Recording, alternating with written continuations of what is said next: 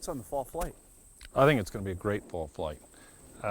We had incredible carryover. The May duck counts this spring set a record, new record. So you got a huge breeding population, and the conditions are pretty doggone good. Not outrageous like last year, but good. And so we're going to have a good nesting effort, and I think there are going to be a lot of ducks flying south. How can we have record duck numbers without really good water like we've had the last couple of years? Well, we had pretty good water in a lot of places, and it was spread out. And we were drier than last year, but overall, I mean, when you average it all together, pretty good conditions on the prairies. Now, the odd thing, and you noticed it, I noticed it, is that we got this flush of water late.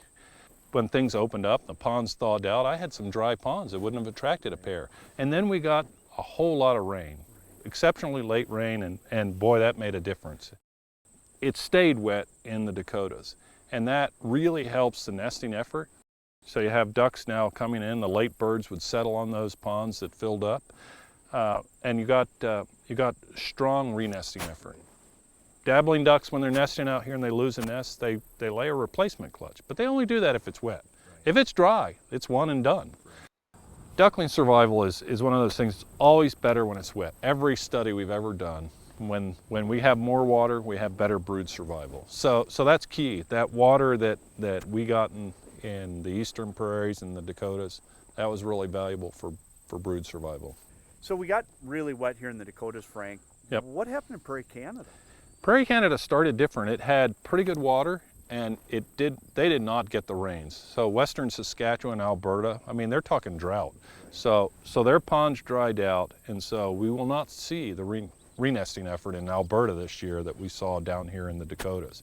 Manitoba was a bright spot, traditionally always wetter than drier Alberta out west. The downside, the thing that you'll notice when you look at the May counts, was that pintail numbers, the very earliest arriving ducks saw those dry conditions and they kept going. Right. And that's not great. So for pintails, we're not going to have the kind of production, because when what we call it overfly, they leave the prairies and they go to less productive habitats, even all the way to the far north, the Arctic.